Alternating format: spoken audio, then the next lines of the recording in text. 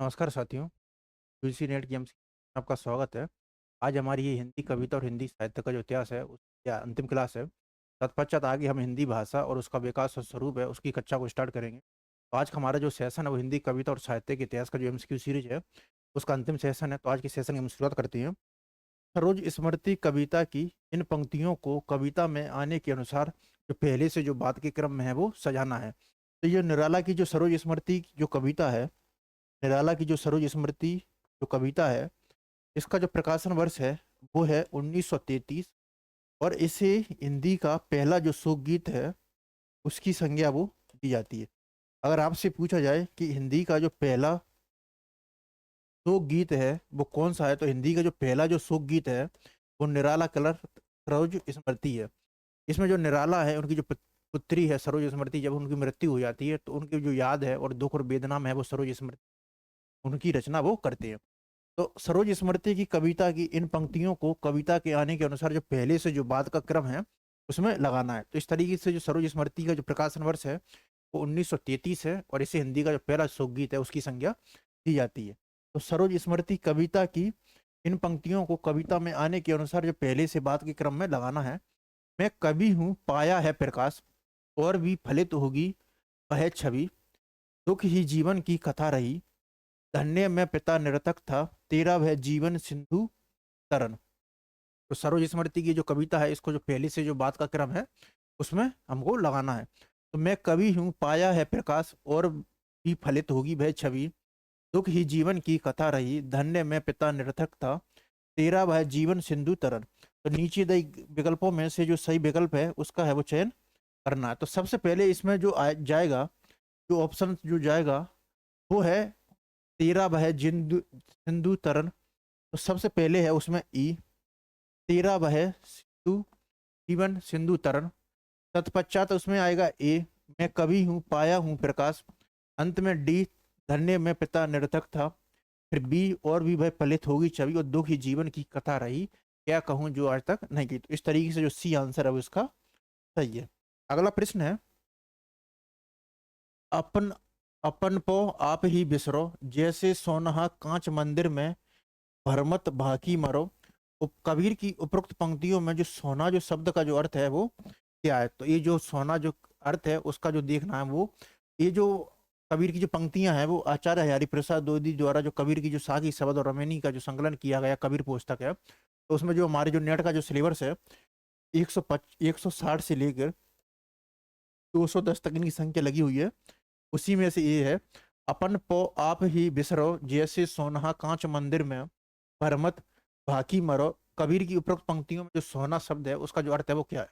Option है सोनार, स्थान का नाम, कुत्ता और सांड। तो सोनार तो इसका अर्थ नहीं है, स्थान का नाम भी नहीं है, सांड भी नहीं है, इसका जो अर्थ है वो है कुत्ता। अगला प्रश्न है, निम्न में से कौन सी जो आलोचनात्मक जो पुस्तकों के जो लेखक है वो मुक्ति बोध है? तो जो मुक्ति बोध है ना केवल एक महत्वपूर्ण कवि कहानीकार, इसके साथ ही उन्होंने जो साहित्य आलोचना है और साहित्यिक जो अवधारणा है उसकी भी जो अभिव्यक्ति है वो मुक्ति बोध ने की है। तो नई कविता का आत्मसंघर्ष तथा अन्य निबंध, पहला ऑप्शन है नई कविता का आत्मसंघर्ष तथा अन्य निबंध। तो ये जो ऑप्शन है वो सही है। ये जो पुस्तक है वो मुक्ति बोध ने लिखी है, नई कविता का आत्मसंघर्ष तथा अन्य निबंध। इसके अलावा लघु मानव के बहाने हिंदी कविता पर एक बहस, लघु मानव के बहाने हिंदी कविता पर एक बहस, ये जो पुस्तक है वो है विजय देव नारायण शाही की, विजय देव नारायण शाही। तो ये पुस्तक वो मुक्तिबोध की नहीं है बल्कि विजय देव नारायण शाही की है। इतिहास और परंपरा, ये जो पुस्तक है इसकी भी जो लेखक है वो मुक्तिबोध नहीं है। नए साहित्य का सौंदर्य शास्त्र, इसके जो लेखक है वो मुक्तिबोध है। इसके अलावा कामायनी एक पुनर्विचार है, इसके भी लेखक हैं वो मुक्तिबोध है। इसमें वो कामायनी को एक जो फैंटेसी है उसके रूप में वो संदर्भित है वो करते हैं, और कामायनी के जो नए अर्थों में व्याख्या भी प्रस्तुत है वो मुक्तिबोध के द्वारा की जाती है। इस तरीके से नई कविता का आत्मसंघर्ष तथा अन्य निबंध, लघु मानव के बहाने हिंदी कविता पर एक बहस और कामायनी एक पुनर्विचार। तो ए बी और ए डी और ई जो ऑप्शन है वो हमारे सही है, सी आंसर। अगला प्रश्न है, जब तक भाषा बोलचाल में थी तब तक वह भाषा या देश भाषा कहलाती रही, जब वह भी साहित्य की भाषा हो गई तब उसकी अपभ्रंश शब्द का व्यवहार होने लगा। ये कथन है वो किसका, बड़ा ही महत्वपूर्ण जो कथन है वो है कि जब तक भाषा बोलचाल में थी, जब तक भाषा बोलचाल में थी तब तक वह भाषा या देश भाषा ही कहलाती रही। जब वह भी साहित्य की भाषा हो गई तब उसके अपभ्रंश शब्द का व्यवहार है वो होने लगा। ये जो कथन है वो किसका है? ऑप्शन है शिव प्रसाद सिंह, नामवर सिंह, ये रामचंद्र शुक्ल नहीं है, रामचंद्र शुक्ल और हजारी प्रसाद द्विवेदी। जब तक भाषा बोलचाल में थी तब तक वह भाषा या देश भाषा ही कहलाती रही। जब भी वह साहित्य की भाषा हो गई तब उसकी अपभ्रंश शब्द का व्यवहार है वो होने लगा। ये कथन है वो किसका है? शिव प्रसाद सिंह, नामवर सिंह, रामचंद्र शुक्ल और हजारी प्रसाद द्विवेदी। तो ये रामचंद्र शुक्ल का बड़ा ही महत्वपूर्ण स्टेटमेंट है। अगला प्रश्न है, असाध्य वीणा कविता में वर्णित प्रिय बंद, ये प्रिय बंद नहीं है, ये है प्रिय बंद। ये नीरव एकालाप में आए संबोधनों को पहले से जो बात की क्रम है वो लगाना है। तो ये आज्ञा की जो असाध्य वीणा कविता है वो एक महत्वपूर्ण लंबी कविता है जो कि आंगन के पार द्वार है उसमें विभाजित है, और आंगन के पार द्वार वो 3 खंडों में विभाजित है, अंतः सलीला, चक्रांत शिला और असाध्य वीणा। ये असाध्य वीणा की जो कथा वो जापान में जो मूल लोक कथा है वहां से ये अज्ञा ने इसकी जो कथा है वो ली है। असाध्य वीणा जो कविता है उसमें जो वर्णित जो प्रियबंध का जो नीरव एकालाप है में आए संबोधनों को पहले से बात के क्रम में लगाइए। ऑप्शन है ओ दीर्घ काय, ओ स्वर संभार, ओ सरनेय, ओ विशाल तरु, ओ रर प्लवन प्लावन। तो ओ दीर्घ काय, ओ स्वर संभार, ओ सरनेय, ओ विशाल तरु और प्लावन। तो सबसे पहले जिसमें जो आता है वो आता है ओ सरनेय। तो सबसे पहले ओ सरनेय, तत्पश्चात ओ स्वर संभार, फिर है ओ प्लावन, तत्पश्चात है ओ दीर्घ काय और ओ विशाल तरु। तो इस तरीके से जो इसका जो ए आंसर है वो सही है। अगला प्रश्न है, बिना दुख के सब निस्सार, बिना आंसू के जीवन भर, दीन दुर्बल है रे संसार, इसी से दया और इसी से क्षमा और प्यार। ये कवितांश है वो किस कवि द्वारा रचित है? कितनी ही बड़ी इंटरेस्टिंग और महत्वपूर्ण पंक्तियां हैं। बिना दुख के सब निसार, बिना दुख के, बिना आंसू के जीवन भर, दीन दुर्बल है रे संसार, इसी से दया क्षमा और प्यार। तो बिन दुख के सब निसार, बिना आंसू के जीवन भर, दीन दुर्बल है रे संसार, इसी दया क्षमा और प्यार। एक कवितांश है वो किस कवि द्वारा रचित है? ऑप्शन है सुमित्र नंदन पंत, मैथिली शरण गुप्त, रामधारी सिंह दिनकर और नागार्जुन। तो ये जो स्टेटमेंट है वो है सुमित्र नंदन पंत का। और आचार्य रामचंद्र शुक्ल का जो हिंदी साहित्य इतिहास की पुस्तक है, हिंदी साहित्य का इतिहास, जिसका प्रकाशन वर्ष 1929 है, उसमें सुमित्र नंदन पंत जी का है जो कोटेशन है वो आता। तो ये जो कोटेशन है वो वहीं से लिया गया है। बिना दुख के सब निसार, बिना आंसू के जीवन भार, दीन दुर्बल है रे संसार, इसी दया क्षमा और प्यार। अगला प्रश्न है, पहले जो राजभाषा जो आयोग का जो गठन है वो कब किया गया? तो जो पहले जो राजभाषा आयोग का जो गठन है वो कब किया? तो संविधान के अनुच्छेदों में वर्णित है कि राष्ट्रपति द्वारा जो है वो 5 वर्ष बाद है वो हिंदी की तरक्की के लिए जो राजभाषा आयोग का गठन है वो किया जाएगा। इस तरीके से जो पहले जो राजभाषा आयोग का गठन है वो किया गया था 7 जून 1955 को। तो पहले जो राजभाषा आयोग का जो गठन है वो किया गया है 7 जून 1955। कई बार इसकी जो डेट है वो भी पूछ ली जाती है, जैसे कि इस बार एमपी असिस्टेंट प्रोफेसर एग्जाम का जो एग्जाम हुआ था उसमें इसकी जो डेट है वो भी पूछ ली गई थी। तो 7 जून 1955 है वो, ये डेट है आप याद रखेंगे। अगला प्रश्न है, इसमें ये अमीर खुसरो की पहेलियां हैं और पहेली का है वो उत्तर। तो अमीर खुसरो है वो अपनी पहेलियों और जो मुकरियां हैं उसके लिए वो हिंदी साहित्य में वो काफी प्रसिद्ध है। तो अमीर खुसरो वो अपनी पहेलियों और मुकरियों के लिए हिंदी साहित्य में काफी प्रसिद्ध है। इसके अलावा जो खड़ी बोली की जो आरंभिक स्वर है वो अमीर खुसरो की जो कविता है उसमें भी नजर आते हैं। तो ये अमीर खुसरो द्वारा रचित पहेली हैं और उन पहेलियों का क्या उत्तर है? तो आना जाना उसका भाई, जिस घर जाए लकड़ी खाए, अर्थ तो इसका बूझेगा, मुंह धोखे तो सूझेगा। फिर है एक राजा की अनोखी रानी, से भय पीवे पानी, और मिला रहे तो नर रहे, अलग होए तो नार, सोने का सा है रंग। तो आना जाना उसका भाई, जिस घर जाए लकड़ी खाए, आना जाना उसका भाई जिस घर जाए लकड़ी खाए। तो इसका जो आंसर होगा वो होगा आरी। फिर है अर्थ तो इसका बूझेगा, मुंह देखो तो इसका सूझेगा। तो इसका होगा दर्पण। एक राजा की अनोखी रानी, नीचे से वह पिए पानी, तो जाहिर सी बात है दिए की बत्ती। और अंत में है मिला रहे तो नर रहे, अलग हुए तो नार, सोने का सा है रंग, तो ये है चना। इस तरीके से जो अमीर खुसरो की जो पहेलियां हैं और जो मुकरियां हैं उनका ये क्रम रहेगा। अगला प्रश्न है, चकित चकता चौकी चौकी उठे बार बार, दिल्ली देहसती चिते चाहे कर सती है, बिलखी बदन बिलखत विजयपुर पति, फिरत फिरंगन की नारी फरकती। ये पंक्तियां हैं वो किस कवि की है? तो बड़ी ही इंटरेस्टिंग और महत्वपूर्ण पंक्तियां हैं कि चकित चकित चकित चकता चौकी चौकी उठे बार बार, दिल्ली दहसते चिते छह करसती है, बिलखे बदन बिलखत विजयपुरे पति, फिरत फिरंगनी की नारी फरकती। तो इन पंक्तियों को देखकर एक स्टेटमेंट आता है कि इसमें है जो द्वैत वर्ण है उनकी जो आवृत्ति है वो नजर आएगी, जो समान वर्णों की जो आवृत्ति है वो नजर आएगी। और इसके लिए जो पंक्तियों का प्रयोग किया जाता है, ये किस लिए किया जाता है? वो किया जाता है ओज गुण और वीरता के लिए। जब भी द्वैत वर्ण या जो सवर्णों समान जो वर्ण है उनकी जो आवृत्ति नजर आएगी तो वो किस में नजर आएगी? ओज वर्ण और द्वैत वर्णों में। और पूरे जो रीति काल के कवि हैं उसमें जो ओज वर्ण के लिए लिखने के लिए जो थे वो प्रसिद्ध थे भूषण। और जो भूषण की जो शिवराज भूषण सेवा बावनी जो छत्रसाल दशक है वो महत्वपूर्ण पुस्तक है। इसके अलावा भूषण ने जो रीतिकाल में एक भाविक छवि नामक नया जो अलंकार है उसका प्रकाशन किया। और इनका जो शिवराज भूषण सेवा बावनी और छत्रसाल दशक वो महत्वपूर्ण पुस्तक है। जो शिवराज भूषण है वो अलंकार शास्त्र है, उस पर ये लिखा गया। मतीराम ये भी रीतिबद्ध काव्य परंपरा से जुड़े हुए हैं। और मतीराम की जो प्रसिद्ध पुस्तक है मतीराम की, ये वो है रसराज और ललित ललाम। इसके अलावा जो नेवाज है वो अपने जो शकुंतला नाटक है उसके लिए रीतिकाल और हिंदी साहित्य में काफी प्रसिद्ध है। तो नेवाज है वो शकुंतला नाटक के लिए, भूषण का शिवराज भूषण सेवा बावनी छत्रसाल दशक और भाविक छवि नामक नया अलंकार। मतीराम की है रसराज और ललित ललाम। तो ये जो पंक्तियां हैं, चकित चकता चौकी चौकी उठे बार बार, दिल्ली देहसती चिते चाहे करसती है, बिलखे बदन बिलखत विजयपुरे पति, फिरत फिरंगन की नारी फरकती। ये जो पंक्तियां हैं तो वो किसकी हैं? तो ये हैं भूषण की पंक्तियां। अगला प्रश्न है, प्रयोगवाद के संबंध में इनमें से जो कौन से कथन है वो नामवर सिंह के है? तो नामवर सिंह है वो हिंदी साहित्य के महत्वपूर्ण आलोचक रहे हैं। हिंदी कविता के नए प्रतिमान, वाद विवाद और संवाद और इसके अलावा छायावाद है इनकी बड़ी ही महत्वपूर्ण कविता और हिंदी के विकास में अपभ्रंश का योग। तो एक तरीके से हिंदी कविता के नए प्रतिमान, वाद विवाद और संवाद, छायावाद और हिंदी के विकास में अपभ्रंश के युग, एक नामवर सिंह की महत्वपूर्ण जो आलोचनात्मक पुस्तकें हैं। और नामवर सिंह का जो प्रयोगवाद के संबंध में जो कौन कौन सा जो कथन व सत्य है उसकी चर्चा करनी है। प्रयोगवाद है वो व्यक्तिगत अन्वेषण की वस्तु है। तो जो प्रयोगशीलता है वो व्यक्तिगत अन्वेषण की वस्तु है।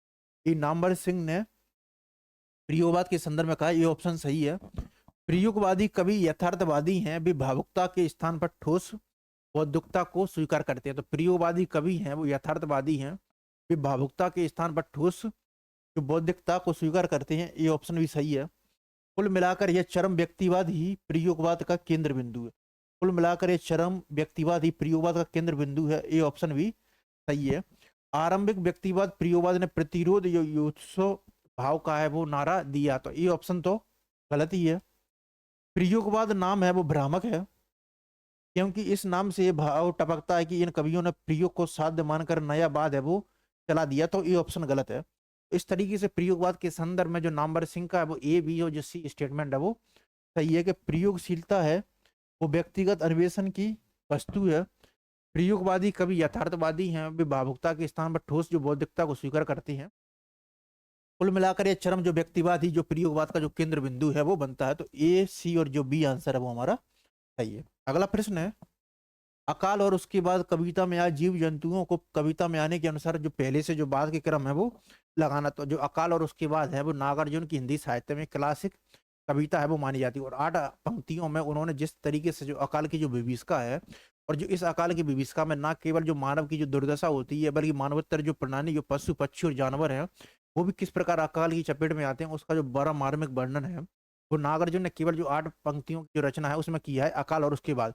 तो कई दिनों तक अकाल के संदर्भ में बोलते हैं कि कई दिनों तक चूल्हा रोया चक्की रही उदास, कई दिनों तक कानी कुतिया सोई उसके पास, कई दिनों तक लगी भीत पर छिपकलियों की गश्त, कई दिनों तक चूहों की भी हालत रही पस्त। इस तरीके से 4 पंक्तियों में उन्होंने जो अकाल की जो मार्मिक जो विभीषिका है उसका वर्णन कर दिया है। फिर 4 पंक्तियों के बाद जो कहानी का जो कविता का जो टोन है वो बदल जाता है, अकाल है वो निकल जाता है, और दाने आए घर के अंदर, चमक उठी घर भर की आंखें, कई दिनों के बाद कोई न खुजलाई पांखें, कई दिनों के बाद। तो इस तरीके से जो दाने आए के घर के अंदर है, तो जो दाने की खुशी है वो मानव के साथ ही जो जानवर वगैरह उनको किस प्रकार से होती है, इन 4 पंक्तियों को वो बाद में है वो बतलाया गया है। इन 8 पंक्तियों के माध्यम से जो क्लासिक कविता के माध्यम से नागार्जुन ने जो आकार की जो दुर्दशा है उसका वर्णन है वो किया है। तो कई दिनों तक चूल्हा रोया, चक्की रही उदास, कई दिनों तक कानी कुतिया सुई उसके पास, कई दिनों तक लगी बीत पर छिपकलियों की गश्त, कई दिनों तक चूहे भी की हालत रही शिकस्त, कोई न खुजलाई पाके कई दिनों के बाद। तो इस तरीके से जो क्रम है वो बनता है। तो सबसे पहले कई दिनों तक चूल्हा रोया, चक्की रही उदास, कई दिनों तक कानी कुतिया सोई उसके पास, कई दिनों तक लगी भीत पर छिपकलियों की गश्त, कई दिनों तक चूहों की भी हालत रही गश्त, फिर दाने आए घर के अंदर कई दिनों के बाद, कोई न खुजलाई पाके कई दिनों के बाद। तो जो बी आंसर है वो हमारा इसमें सही है। अगला प्रश्न है, पर्वत समुद्र अगम बिच, बियर घन बन ढाका, किमी के भेंटों पंत तुम्हा, ना मोहे पाँव ना पांक। ये कवितांश है वो जैस जायसी कृत पद्मावत के नागमती वियोग खंड में किस मास के जो वर्णन के जो अंत में है वो आया है? तो पर्वत समुद्र अगम बिच, पियर घन बना ढाक, किमी के भेंटो कंत तुम्हा, ना मोहे पाँव ना पाक। एक कवितांश है वो जायसी कृत पद्मावती की जो नागमती वियोग खंड है वो किस वर्णन के जो अंत में है वो आया? तो जो नागमती वियोग खंड है वो जायसी कृत जो पद्मावत का जो 30वां खंड है उसमें वर्णन है। और ये जो नागमती वियोग खंड है जो 12 मासा वर्णन है उसके लिए किया गया। और जाय इस जो पद्मावत का जो नागमती वियोग खंड है उसी आचार्य रामचंद्र शुक्ल है वो हिंदी साहित्य की जो अद्वितीय वस्तु है उसके रूप में संदर्भित करते हैं। तो पर्वत समुद्र अगम बिच, बियर घन बना डख, किमी किमी क्यों भेटो कंत तुम्हा, ना मोहे पाँव ना पाक।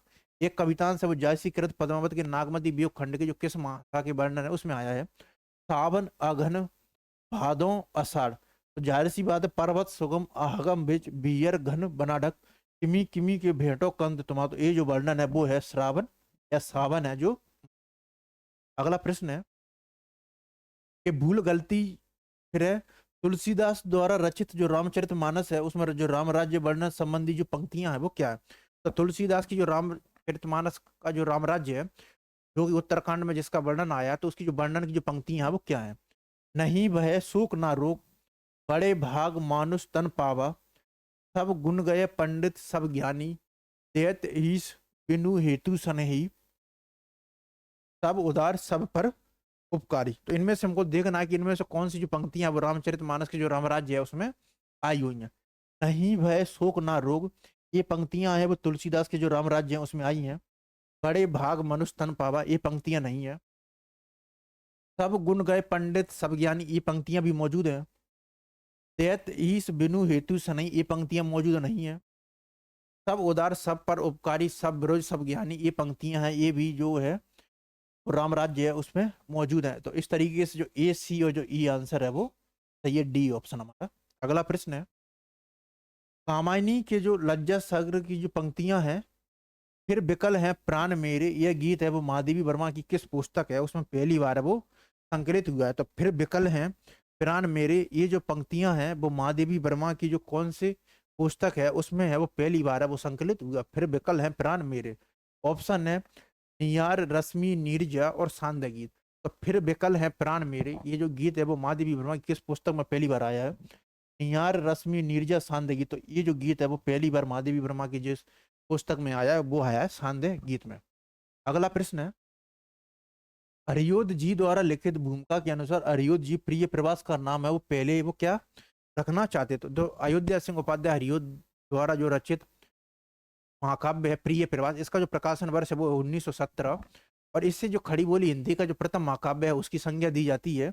और ये जो उपन्यास है जो महाकाव्य है वो 17 सर्ग है उसमें विभाजित है। तो ये जो 17 सर्ग विभाजित है और इसे खड़ी बोली हिंदी का जो प्रथम महाकाव्य है वो बोला जाता है। तो हरियोध जी द्वारा लिखित भूमिका के अनुसार हरियोध जी प्रिय प्रवास का नाम है वो पहले क्या रखना चाहते थे? ऑप्शन है गोपी वियोग, गोकुल कलेश, राधा कृष्ण लीला और ब्रजांगना विलाप। तो हरियोध जी जो प्रिय प्रवास रखने से पहले इसका जो नाम रखना चाहते थे वो रखना चाहते थे ब्रजांगना विलाप। ये जो भूमिका है उन्होंने उल्लेखित किया है कि जो प्रिय प्रवास नाम रखने से पहले इसका वो नाम है वो ब्रजांगना विलाप है वो रखना चाहते थे। अगला प्रश्न है, भारत भारती के वर्तमान खंड के जो उपखंडों के जो शीर्षक हैं वो क्या? तो जो भारत भारती है वो मैथिली शरण गुप्त द्वारा रचित एक महत्वपूर्ण प्रबंधात्मक काव्य है। इसका जो प्रकाशन वर्ष है वो 1911 और ये जो नव जागरण है उससे प्रेरित है वो रचना है। इसी इसकी जो प्रेरणा है वो हाल ही और जो कैफी के जो मुसद्दस जो उर्दू भाषा में लिखे गए हैं उससे जो प्रेरणा है वो मैथिली शरण गुप्त ने ली है। और ये जो नव जागरण से प्रेरित होने के कारण ये जो पुस्तक है वो 3 खंड है उसमें विभाजित है। और इसका जो प्रकाशन वर्ष है वो 1912 और 11 दोनों मिलता। एक तो है अतीत खंड जिसमें भारत के जो स्वर्णिम अतीत है उसका वर्णन किया गया है। वर्तमान खंड जिसमें भारत की वर्तमान दुर्दशा और उसके जो कारण है उनको जानने का प्रयास किया है। और एक है भविष्यत खंड जिसमें भारत पुनः किस प्रकार जो समृद्धि के जो पथ पर है वो आगे बढ़ सकता है उसका वर्णन वो किया है।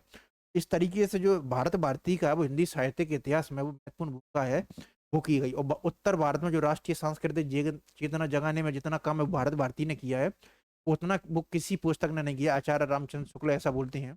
इसके अलावा जो खड़ी बोली हिंदी की जो उपयुक्ता सिद्ध करने में जो भारत भारती है उसका बड़ा ही महत्वपूर्ण योगदान। तो आचार्य रामचंद्र शुक्ल ने भारत भारती की बहुत ही शानदार जो प्रशंसा है वो की है। तो भारत भारती का जो वर्तमान खंड है उसके जो उपखंडों के वो शीर्षक है क्या है? तो पहला है भारत वर्ष की चेष्टा। तो ये है वर्तमान खंड में नहीं है बल्कि ये किस में है? अतीत खंड में। कृषि और कृषक ये वर्तमान जो खंड है उसमें मौजूद है। रईसों के सपूत ये भी उसमें मौजूद है। शुभकामना ये भविष्यत जो खंड है उसमें मौजूद है। और धर्म की दशा ये जो वर्तमान जो खंड है उसमें मौजूद है। इस तरीके से इसमें जो वर्तमान खंड के अंदर का 3 जो उपशीर्षक है वो मौजूद है। एक है कृषि और कृषक, रईसों के सपूत और धर्म की दशा। तो बी सी और जो ई है वो सही है। शुभकामना वो भविष्यत खंड के अंतर्गत और भारत वर्ष की जो श्रेष्ठता है वो अतीत खंड। एक कविता की पंक्तियां हैं और कविता है। तो ये जो पंक्तियां हैं वो धूमिल की जो कविता है उनकी हैं और धूमिल के ही सामने है वो कविता है। उस मुहावरे को उस मुहावरे को समझ गया हूं जो आजादी और गांधी के नाम पर चल रहा है। मुझे अपनी कविताओं के लिए दूसरे प्रजातंत्र की तलाश है। मेरे देश की संसद मौन है, मेरे लिए हर आदमी है वो एक जोड़ी जूता है। और कविता है वो है नक्सलवाड़ी, रोटी और संसद, मोचीराम और अकाल और दर्शन। तो ये जो धूमिल है इनका जो पूरा नाम है वो है सुदामा पांडे धूमिल। और 1960 के बाद जो कविता आंदोलन जो उपजा हुआ था उसमें जो धूमिल की जो है बड़ी जो महत्वपूर्ण भूमिका है वो रही है। जो इनकी जो पंक्ति है उस मुहावरे को समझ गया हूं जो आजादी और गांधी के नाम पर चल रहा है। मुझे अपनी कविताओं के लिए दूसरे प्रजातंत्र की तलाश है। ये जो है वो है रोटी और संसद से वो है। फिर है मेरे देश की संसद मौन है, ये है रोटी और संसद। मेरे लिए हर आदमी एक जोड़ी जूता है, ये है मोचीराम। उस मुहावरे को समझ गया हूं जो आजादी और गांधी के नाम पर चल रहा है, अकाल दर्शन। और मुझे अपनी कविताओं के लिए दूसरे प्रजातंत्र की तलाश है, ये है नक्सल बाड़ी। तो इस तरीके से जो ऑप्शन है वो सही है। तो मेरे लिए हर आदमी एक जोड़ी जूता है, डी का थर्ड। 2 ऑप्शन है हमारे पास। फिर है मेरे देश की संसद मौन है, रोटी और संसद, सी का है वो सेकंड है। फिर ए का उस मुहावरे को समझ गया हूं जो आजादी। तो ये जो ऑप्शन आंसर है वो हमारा इसमें सही है। अगला प्रश्न है, निम्नलिखित कविता संग्रहों को उनके प्रथम प्रकाशन वर्ष के अनुसार है जो पहले से जो बाद का क्रम है उसमें लगाना है। इसमें जो निम्नलिखित जो कविता संग्रह है उसको जो पहले से जो बाद का जो क्रम है उसमें लगाना है। सुदामा पांडे का प्रजातंत्र, पत्थर फेंकता हूँ, चांद की बर्तनी, चांद का मुंह टेढ़ा है और नए इलाके में। जो सुदामा पांडे का प्रजातंत्र ये तो सुदामा पांडे जो धूमिल है उनका है। चांद का मुंह टेढ़ा है ये मुक्तिबोध का काव्य संग्रह है। पत्थर फेंकता हूँ, चांद की बर्तनी और नए इलाके में। तो इनमें से जो पहला से जो बात के क्रम में उसमें सबसे पहले आएगा चांद का मुंह टेढ़ा है। फिर उसके पश्चात है जो चांद का मुंह टेढ़ा है उसके बाद आएगा फिर आएगा सुदामा पांडे का प्रजातंत्र। तत्पश्चात है नए इलाके में। फिर है चांद की बर्तनी और पत्थर फेंकता हूं। तो जो सी आंसर है वो इसमें सही है।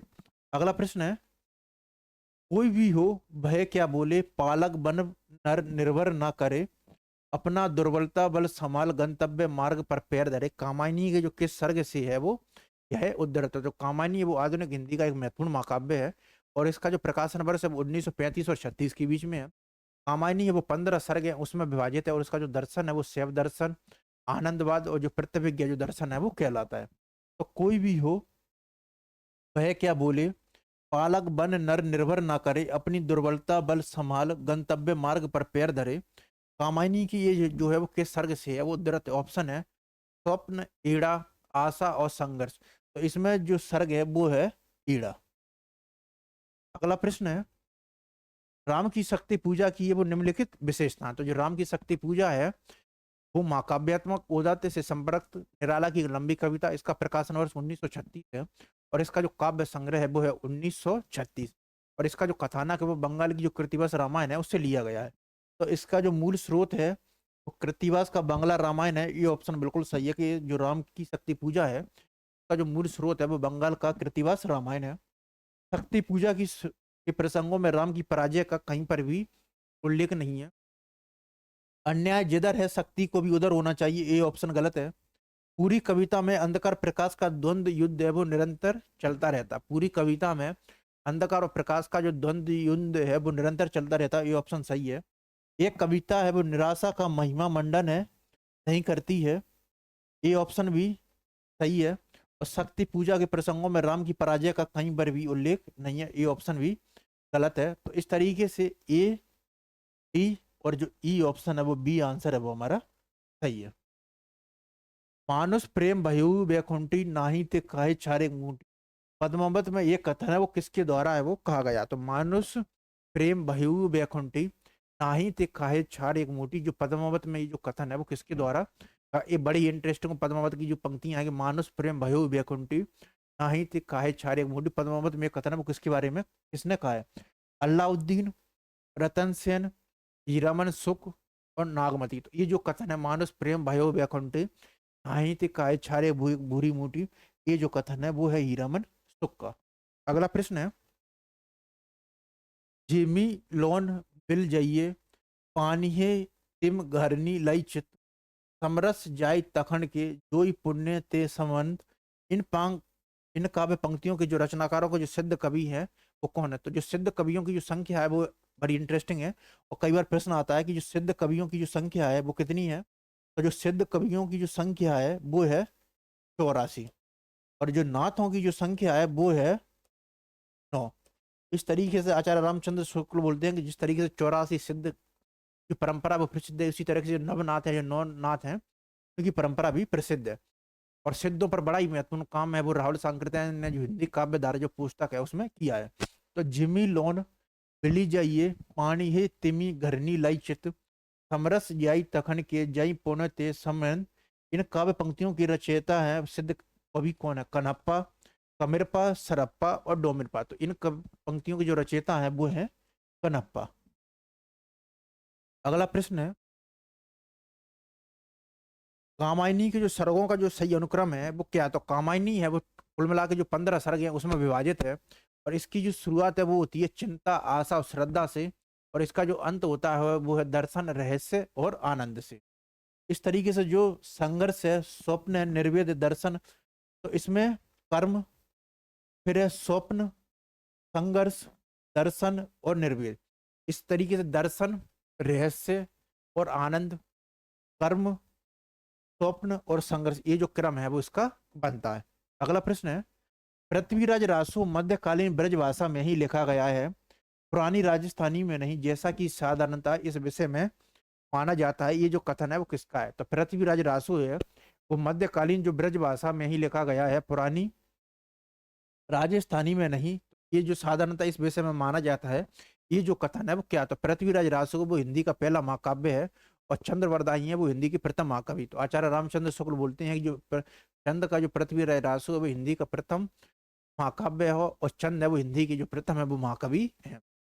पृथ्वीराज रासो है वो मध्यकालीन ब्रजभाषा में लिखा गया है, पुरानी राजस्थानी में नहीं, जैसा कि साधारणतः इस विषय में माना जाता है। ये जो कथन है वो किसका है। ऑप्शन हैं धीरेन्द्र वर्मा, माता प्रसाद गुप्त, शिव प्रसाद सिंह और हजारी प्रसाद द्विवेदी। तो जो पृथ्वीराज रासो है वो मध्यकालीन ब्रजभाषा में ही लिखा गया है, पुरानी राजस्थानी में नहीं। ये जो कथन है वो है धीरेन्द्र वर्मा का। अगला प्रश्न है,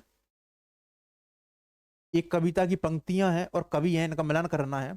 अब तक क्या क्या किया, जीवन क्या जिया, मर गया देश और जीवित रह गए तुम। तो अब तक क्या क्या किया, जीवन क्या जिया, मर गया देश और जीवित रह गए तुम। ये पंक्तियां हैं मुक्तिबोध की। विस्तृत नभ का कोई ना कोना, मेरा न अपना होना महादेवी वर्मा। आराधन का दृढ़, आराधन से दो उत्तर, शक्ति की करो कल्पना, मौलिक करो करो पूजन, छोड़ दो समर जब तक सिद्धि हो ना हो रघु नंदन। ये पंक्तियां राम की शक्ति पूजा से, और जामन है वो राम से ये पंक्तियां बोलती हैं। फिर नहीं कुछ मेरा, मैं तो डूब गया था समसून, बीणा के माध्यम से मैंने अपने को सब कुछ को सौंप दिया था। सुना आपने भय ना में तेरी कुछ था, भय तो सब कुछ की थी। तो अब तक क्या किया, जीवन क्या जिया, मर गया देश और जीवित रह गए तुम। ये जो पंक्तियां वो अंधेरे में से मुक्तिबोध की हैं। विस्तृत नभ का ना कोई ना कोना, मेरा ना अपना होना महादेवी वर्मा। आराधन का दृढ़, आराधन से दो उत्तर, शक्ति की करो मौलिक कल्पना, करो पूजन, छोड़ दो समर जब तक सिद्धि ना हो रघुनंदन। जामवन जी हैं वो भगवान श्री राम से बोलते हैं राम की शक्ति पूजा में। और श्रेय नहीं कुछ मेरा, मैं तो डूब गया था समसुन, वीणा के माध्यम से मैंने अपने को सब कुछ को सौंप दिया था। ये पंक्तियां वो प्रिय बंध में आज्ञा की असाध्य वीणा से।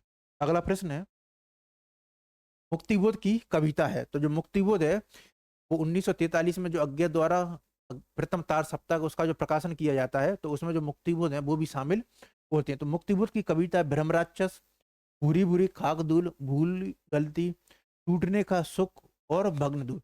तो जो भ्रमराक्षस है ये तो मुक्तिबोध की एक लंबी कविता है, जो कि चांद का मुंह टेढ़ा जो काव्य संकलन है उसमें संकलित है। बुरी बुरी खाकदूल और चांद का मुंह टेढ़ा, ये अज्ञा मुक्तिबोध के काव्य संग्रह है। चांद का मुंह टेढ़ा है और बुरी बुरी खाकदूल। इसके अलावा जो भूल गलती जो कविता है ये भी मुक्तिबोध की एक लंबी कविता है। और ये जो भूल गलती है वो चांद का मुंह टेढ़ा उसमें संकलित है। ये जो टूटने का सुख है ये भवानी प्रसाद मिश्र का है। और चिंता, भग्नदूत और रेतीलम ये अज्ञा का जो काव्य संग्रह है वो मौजूद है। तरीके से भ्रम राक्षस, भूरी भूरी खाक धूल और जो भूल गलती है ए बी और सी है वो मुक्तिबोध की कविता है, कविता संग्रह। निम्नलिखित जो काव्य ग्रंथों को जो प्रकाशन वर्ष के अनुसार है, जो पहले से जो बाद का जो क्रम है उसमें लगाना। तो इसमें जो निम्नलिखित जो काव्य ग्रंथ है ये जो सभी के सभी जो काव्य है, इसे हम जो सूफी जो प्रामुख्यान काव्य धारा है उसके ये काव्य संग्रह है। तो ये जो सूफी जो प्रामुख्यान काव्य धारा है उसके सभी के सभी है वो ग्रंथ है। अनुराग बांसुरी है वो नूर मोहम्मद की है, वो अनुराग बांसुरी है इंद्रावती है।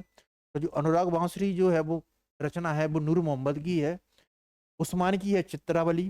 कासिम साकी है वो हंस जवाहिर। शेख नबी की ज्ञानवती और नूर मोहम्मद की है इंद्रावती और अनुराग बांसुरी। तो नूर मोहम्मद है वो है इंद्रावती, अनुराग बांसुरी। उस्मान शाह है चित्रावली, कासिम शाह है हंस जवाहिर और ज्ञानदीप है शेख नबी की। तो इसमें सबसे पहले वो आएगा उस्मान शाह की है, कासिम शाह की हंस जवाहिर, उस्मान की चित्रावली, शेख नबी की ज्ञानदीप। तो इसमें जो सबसे पहले वो आएगा हंस जवाहिर, फिर है चित्रावली, अनुराग बांसुरी, इंद्रावती और शेख नबी की ज्ञान इंद्रावती। तो जो सी आंसर, जो सी बी आंसर है वो हमारा, इसमें जो डी आंसर है वो हमारा सही होगा।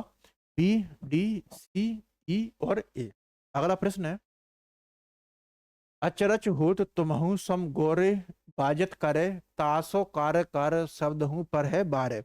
ये बड़ी ही इंटरेस्टिंग पंक्तियां हैं और आचार्य रामचंद्र शुक्ल की हिंदी साहित्य इतिहास का जो ग्रंथ है उसमें ये पंक्तियां आती हैं। अचरज होत तुमहु सम गोरे, बाजत करे तासो कार्य कार्य शब्द हूँ पर बारे। कविता पंक्तियां। तो जो बद्री नारायण चौधरी जो प्रेम गान होते हैं, जब दादा भाई नेहरू जी का जब अपमान होता है ब्रिटेन में, उस पर जो ये पंक्तियां हैं वो लिखती हैं कि अचरज होत तुमहु सम गोरे, बाजत कार्य तासो कार्य कार्य शब्द हूँ पर बारे। ये पंक्तियां हैं वो बद्री नारायण चौधरी प्रेमगन ने दादा भाई नेहरू जी का जब अपमान होता है रंगभेद को लेकर, तब ये जो पंक्तियां हैं वो लिखी जाती हैं। अचरज होत तुमहु सम गोरो, बाजत कार्य तासो कारो कारो शब्द हूँ पर बारे। निम्नलिखित में से जो कौन सी जो कृति है वो शमशेर सिंह बहादुर सिंह की है। जो शमशेर सिंह जो बहादुर है की कौन सी पंक्तियां, वो तो शमशेर सिंह बहादुर वो हिंदी और जो उर्दू के जो द्वाब के हैं उसमें सम्मिलित हैं, और उन्होंने अपनी रचनाओं में उर्दू के जो अत्यधिक शब्दों का प्रयोग है वो की। इनमें से जो कौन सी कृति है वो शमशेर सिंह बहादुर की है। ये जो सतपुरा के जंगल है ये तो भवानी प्रसाद मिश्र की लंबी कविता है। अमन का राग ये शमशेर सिंह बहादुर की है। यहाँ से दो को शमशेर सिंह बहादुर नहीं है।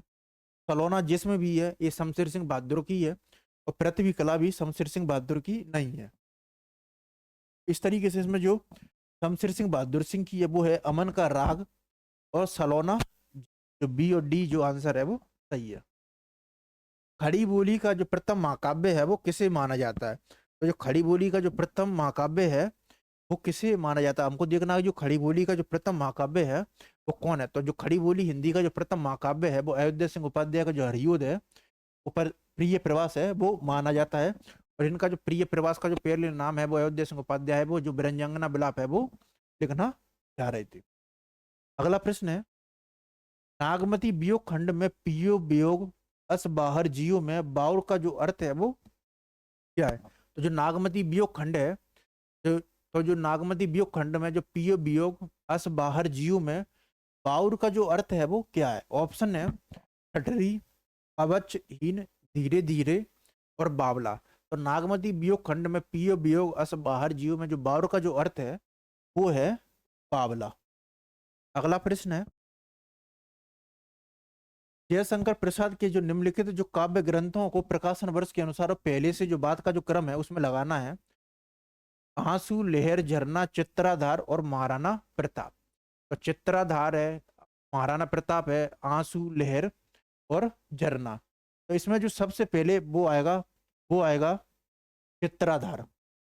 तो चित्राधार के लिए हमारे पास दो ऑप्शन है, फिर है ए और ई, फिर है महाराणा का प्रताप, तत्पश्चात है आ फिर है लहर, झरना, आंसू, लहर और कामानी। तो झरना, आंसू, लहर, झरना, आंसू और लहर। तो सी, ए और बी। तो सी, ए और बी, तो जो बी आंसर है वो हमारा इसमें सही है। साकेत का जो नवम सर्ग की जो पंक्तियां हैं उनको जो पहले से जो बाद का जो क्रम है उसमें लगाना है। तो जो साकेत है वो मैथिली शरण गुप्त द्वारा रचित वो है काव्य है, और इसका जो प्रकाशन वर्ष है वो 1931 है।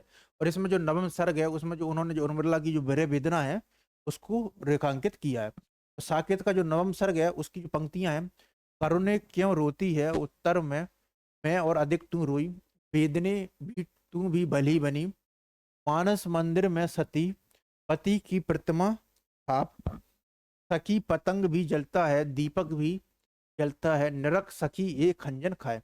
तो इसमें जो सबसे पहले पंक्ति आएगी वो है करुणे क्यों रोती है उत्तर में अधिक तू रोई, तत्पश्चात है मानस मंदिर में सती पति की प्रतिमा की थाप, फिर है वेदना तू भी भली बनी, सखी पतंग भी जलता है, हाँ दीपक भी जलता है, और अंत में है निरख सखी ये खंजन खाए। इस तरीके से जो साकेत में जो है वो पंक्तियों का जो क्रम है वो है। अगला प्रश्न है, ये आंसर है वो हमारा सही है। जायसी में मृत्यु बोध की त्रासद अंतर्दृष्टि है, पद्मावत का प्रतिपाद पद्मनी का सती होना नहीं है। ये पंक्ति है वो किस इतिहासकार की है? बड़ी इंटरेस्टिंग ये पंक्तियां हैं कि जायसी में मृत्यु बोध की त्रासद अंतर्दृष्टि है, जायसी में मृत्यु बोध की त्रासद अंतर्दृष्टि है, पद्मावत का प्रतिपाद पद्मनी का सती होना नहीं है। ये पंक्ति है वो किस इतिहासकार की है? तो जायसी में मृत्यु बोध की त्रासद अंतर्दृष्टि है, पद्मावत का प्रतिपाद पद्मनी का सती होना नहीं है। ये पंक्ति है वो किस इतिहासकार की? ऑप्शन है रामचंद्र शुक्ल, हजारी प्रसाद द्विवेदी, विजय देव नारायण शाही और बच्चन सिंह। तो जायसी में मृत्यु बोध की त्रासद अंतर्दृष्टि है, पद्मावत का प्रतिपाद पद्मावती का सती होना नहीं है। ये पंक्तियां हैं बच्चन सिंह की हिंदी साहित्य का दूसरा इतिहास पुस्तक से। अगला प्रश्न है, सूर्यकांत त्रिपाठी निराला के जो काव्य संग्रह है उनका जो प्रकाशन वर्ष के अनुसार है जो पहले से जो बात का जो क्रम है वो लगाना है। ऑप्शन है गीत का, गीत, गुंज, बता, अर्चना, अणिमा और कुकुर मुत्ता। इनमें जो सबसे पहले वो आएगा वो है गीत का, फिर तत्पश्चात है कुकुड़ मुत्ता, अणिमा, अर्चना और गीत, गुंज और बता। इस तरीके से सबसे पहले है गीत का जो प्रकाशन वर्ष है वो 1936 है, दो ऑप्शन है हमारे पास। फिर कुकुरमुत्ता, इसका प्रकाशन वर्ष 1943 है, ई दो ऑप्शन है। फिर है अणिमा, इसका भी प्रकाशन वर्ष 1943 है, तो डी। फिर है अर्चना, फिर है गीत, गुंज और बता। तो जो सी आंसर है वो हमारा इसमें सही है। छायावाद स्टूडिया की भांति हिंदी कविता का एक मानसिक रोग है की पंक्ति है। कितना ही बड़ी इंटरेस्टिंग पंक्ति है ये कि छायावाद है वो स्टीरिया की भांति हिंदी कविता का वो एक मानसिक रोग है। तो छायावाद है वो स्टीरिया की भांति हिंदी कविता का एक मानसिक रोग है। उक्ति है, ऑप्शन है इलीचंद जोशी नहीं है, इलाचंद जोशी, नंद दुलारे वाजपेयी, नागेंद्र और प्रभाकर मांझी। तो छायावाद स्टीरिया की भांति हिंदी कविता का एक मानसिक रोग है, ये जो उक्ति है वो है प्रभाकर मांझी की। आदि अंत जैसी कथा है लिखी भाका चौपाई है, ये पंक्ति है वो किसकी है? आदि अंत जैसी कथा है लिखी भाका चौपाई कही, ये जो पंक्तियां हैं वो किसकी हैं? कि आदि अंत जैसी कथा है, आदि अंत जैसी कथा है लिखी भाका चौपाई कही, ये पंक्तियां वो किसकी हैं? ऑप्शन है जायसी, तुलसी, कबीर और केशवदास। तो आदि अंत जैसी कथा कहे लिखी भाका चौपाई, ये पंक्तियां हैं वो जायसी है की पंक्तियां हैं। अयोध्या सिंह उपाध्याय कृत जो हरियोद है उनका जो प्रकाशन वर्ष है प्रिय प्रवास है, इसका जो प्रकाशन वर्ष है वो क्या? तो अयोध्या सिंह उपाध्याय कृत जो हरियोद है और जो प्रिय प्रवास है इनका जो प्रकाशन वर्ष है वो है 1914 और इसका जो खर्ग है वो उनकी संख्या है 17। अब है कि इनमें से है कौन कौन से जो युग्म है वो सही है। तो नई कविता की प्रतिमान, ये ऑप्शन तो बिल्कुल गलत है क्योंकि जो कविता के नई प्रतिमान है वो नामवर सिंह का नई कविता की जो प्रतिमान है वो है विजय देव नारायण साई का। तो इस तरीके से जो सी ऑप्शन है वो एलिमिनेटेड इसमें से होगा। अंत में बी भी है, ए और डी। और डी और ई दो हमको देखना है। आधुनिकता के पहलू विपिन कुमार अग्रवाल और नई कविता समस्याएं और समस्या। तो आधुनिकता के पहलू जो विपिन है ये भी है वो विपिन कुमार अग्रवाल का है। इस तरीके से कई बार हमको जो अगर हमको देखना है कि ऑप्शन है वो किस तरीके से भी बन सकता है, तो जो हमारे जो अजम्पशन जो मेथड है वो होनी चाहिए। उदाहरण के तौर पर 5 ऑप्शन है हमारे पास, उसमें से जो नामवर सिंह है इनकी बड़ी महत्वपूर्ण पुस्तक है वो है कविता के नए प्रतिमान, और इसके जो उल्टी है वो है कवि नई कविता की प्रतिमान। तो कविता के नए प्रतिमान वो है नामवर सिंह की, तो ये ऑप्शन हमारा गलत हो गया। अगर हमारा अगर सी गलत हो रहा है तो 2 ऑप्शन तो हमारे एलिमिनेटेड हो गए। फिर बचता है ए और बी। अगर ए और बी अगर हम देखेंगे तो बी और बी हमारा सिमिलर है, तो जाहिर सी बात है बी है वो सही होगा हमारा, शब्द और स्मृति। फिर है ए, दोनों में सिमिलर है। कला विवेचन, तो जाहिर सी बात है कि कुमार विमल का जो कला विवेचन है वो भी सही होगा। अंत में बचता है हमारे पास 2 ऑप्शन, आधुनिकता के पहलू विपिन कुमार अग्रवाल, नई कविता समस्या और समस्या। अगर इन दोनों में से एक ऑप्शन हो तो इस तरीके से हम अपने अल्प ज्ञान है उससे भी इस जो प्रश्न है उसको सॉल्व कर सकते हैं। तो कई बार हमारे जो गेस मेथड और अजम्पशन तकनीक है वो इन शब्दों इन ऑप्शन में इस तरीके से काम में आती है। ऑप्शन है इन पंक्तियों का मिलान करना है। टूटा पहिया है, नाटक जारी है, जंगल का दर्द है, एक छोटी सी लड़ाई है, और कवि हैं लीलाधर जागुरी, कुमार बिरमल, धर्मवीर भारती और सर्वेश्वर दयाल सक्सेना। तो मैं तो एक रथ का टूटा पहिया हूँ, कोई तो देखेगा, तो रथ का जो टूटा पहिया हूँ उसमें जो कर्ण है उनकी जो विवेदना जो विभीषिका उसका जो चित्रण है वो धर्मवीर भारती है वो करती हैं। और धर्मवीर भारती हैं वो अज्ञा द्वारा 1951 में जो दूसरा सप्ताह उसका प्रकाशन किया जाता है उसमें भी ये संकलित है। इस तरीके से जो हमारा जो ऑप्शन बनेगा ए का थर्ड, 2 ऑप्शन हमारे पास मौजूद है। नाटक जारी है, ये जो पंक्तियां हैं वो है लीलाधर जागुरी की। फिर है जंगल का दर्द, ये जो पंक्तियां हैं वो हैं सर्वेश्वर दयाल सक्सेना की। और एक छोटी सी लड़ाई, ये जो पंक्तियां हैं वो हैं कुमार विमल की। तो रथ का टूटा हुआ पहिया धर्मवीर भारती, नाटक जारी सर्वेश्वर दयाल सक्सेना, नाटक जारी लीलाधर जगोरी, जंगल का दर्द सर्वेश्वर दयाल सक्सेना और एक छोटी सी लड़ाई वो है कुमार विमल। अगला प्रश्न है, ये पंक्तियां एक रचनाकार है उनकी रचना है नागार्जुन, भवानी प्रसाद मिश्र, अज्ञ और जयशंकर प्रसाद। बुनी हुई रस्सी, पासानी, महाराणा का मैथ, हरिघास पर छनबर। फिर सबसे पहले है नागार्जुन, तो नागार्जुन की जो रचना है वो है पासानी। भवानी प्रसाद मिश्र बुनी हुई रस्सी, अज्ञ हरिघास पर छनबर, और महाराणा जयशंकर प्रसाद का है वो है महाराणा का महत्व। तो ए का सेकंड, सी का थर्ड है, सी का वन है, और तो ये दो ऑप्शन है वो सेम ही हो गए हैं हमारे। तो नागार्जुन है वो है पासानी, भवानी प्रसाद में से बुनी हुई रस्सी, अज्ञे हरी घास पर छनवर, और जयशंकर प्रसाद महाराणा का महत्व। बिंद बल्लभ पंत विरचित नाटक है ये जो बरमाला, किस पुराण की जो कथा है उस पर है वो आधारित है। तो जो बिंद बल्लभ पंत जो विरचित जो नाटक है बरमाला है वो किस पुराण की जो कथा है उस पर आधारित है। बिंद बल्लभ पंत, तो बिंद बल्लभ पंत जो विरचित नाटक बरमाला है वो किस पुराण की जो कथा है उस पर आधारित है। ऑप्शन है विष्णु पुराण, स्कंद पुराण, मार्कंडे पुराण और शिव पुराण। तो ये जो बिंद बल्लभ पंत जो विरचित नाटक है बरमाला, ये किस पुराण पर आधारित है? तो ये जो पुराण पर आधारित है उसका नाम है वो है मार्कंडे पुराण। भारत वर्ष की उन्नति कैसे हो सकती है निबंध को भारतेंदु हरिश्चंद्र ने पहले व्याख्यान के रूप में वो किस वर्ष है वो उल्लेखित किया था। तो भारत वर्ष की जो उन्नति है वो कैसे हो सकती है, ये जो निबंध है बलिया की जो दादरी मेला है उसमें जो आर्य देशों पकालनी जो सभा है उसमें जो भारतेंदु हरिश्चंद्र है उनको व्याख्यान के रूप में बुलाया जाता है। तो यही जो व्याख्यान है वो बाद में जो हरिश्चंद्र जो पत्रिका है उसमें जो निबंध है उसके रूप में है वो संपादित किया जाता है। तो भारतवर्ष की उन्नति कैसे हो सकती है निबंध को भारतेंदु हरिश्चंद्र ने पहले व्याख्यान के रूप में किस मेले में प्रस्तुत किया था? ऑप्शन है कुंभ मेले में, नौचंदी मेले में, सोनपुर मेले में और दादरी मेले में। तो जाहिर सी बात है कि जो बलिया का जो दादरी मेला है उसमें इसे जो पहले का जो वो है उसमें किया गया। अगला प्रश्न है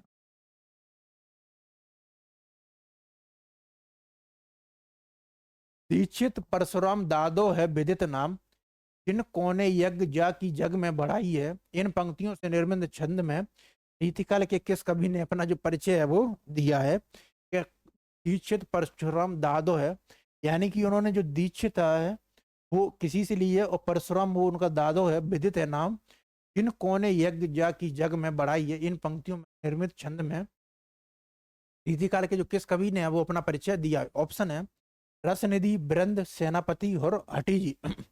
तो दीक्षित परशुराम दादो है विदित नाम, जिन कोने यज्ञ जाकी में बढ़ाई, इन पंक्तियों में जो रीतिकाल किस कवि ने दिया है वो है सेनापति। ये जो सेनापति हैं वो बिहारी की तरह जो रीति सिद्ध काव्य धारा है उससे जुड़े हुए हैं, और इनके दो बड़े ही महत्वपूर्ण काव्य ग्रंथ वो है सेनापति कवित्र रत्नाकर और काव्य कल्पद्रुम। इसके अलावा इनका जो ऋतु वर्णन है वो जैसा है वो किसी और कवि ने नहीं किया है, और आचार्य रामचंद्र शुक्ल वो इनके जो ऋतु वर्णन है उसकी काफी प्रशंसा भी करते हैं। तो दीक्षित है परशुराम दादो है विदित नाम, इन कोने यज्ञ जाकी बढ़ाई में। तो ये पंक्तियां वो है सेनापति की, और कवित्र रत्नाकर और काव्य कल्पद्रुम की बड़ी ही महत्वपूर्ण पंक्तियां, और इनका जो ऋतु वर्णन है वो काफी महत्वपूर्ण है। अंधेरे में कविता का 1964 में आशंका के दीप अंधेरे में नाम से प्रकाशन है वो किस पत्रिका में वो है हुआ था? तो अंधेरे में कविता का 1964 में जो आशंका के दीप अंधेरे में नाम से जो प्रकाशन है वो किस पत्रिका में हुआ था? ऑप्शन है माधुरी, कल्पना, चांद और प्रवाह। अंधेरे में कविता का 1964 में आशंका के दीप अंधेरे में नाम से प्रकाशन है वो हुआ था कल्पना पत्रिका में। सुदामा चरित्र के जो रचनाकार हैं वो कौन है? ये बड़ी महत्वपूर्ण और इंटरेस्टिंग रचना है, और इससे जो पीवाई की है वो काफी देखने को भी मिलता है कि सुदामा चरित्र के जो रचनाकार है वो कौन? ऑप्शन है स्वामी हरिदास।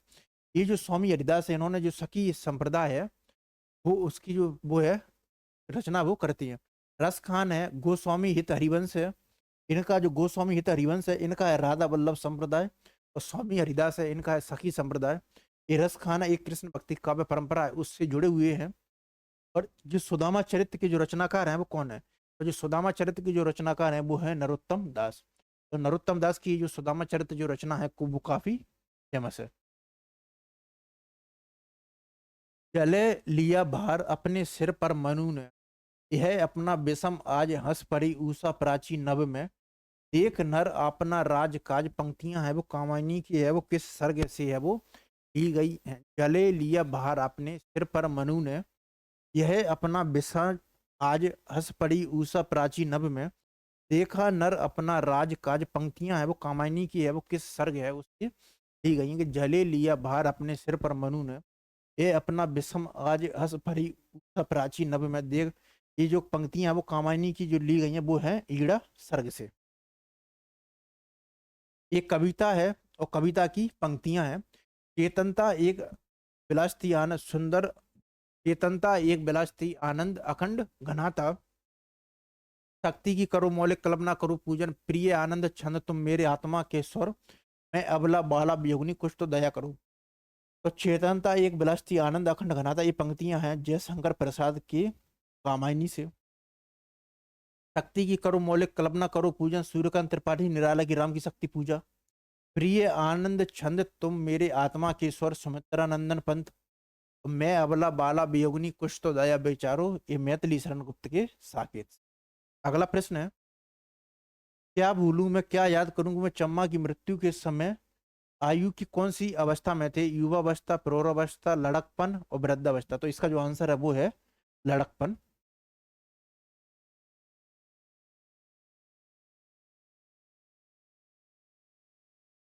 तो इस तरीके से हमारा जो वो है वो कविता है, वो कविता वाला जो सेक्शन है वो कंप्लीट है, वो होता है। और आज हमारा जो हिंदी साहित्य और कविता है और हिंदी साहित्य का जो इतिहास वाली जो क्लास है पूर्ण होती है। और कल से हमने अपनी एमसीक्यू सीरीज है उसको जारी रखेंगे। और उसमें जो हमने जो टॉपिक वो लिया वो है हिंदी भाषा और विकास। तो कल से हम अपना जो हिंदी भाषा और विकास है उसको आगे बढ़ा को आरंभ करेंगे। और आज हमारे हिंदी कविता और हिंदी साहित्य का इतिहास है वो कंप्लीट होता है। धन्यवाद।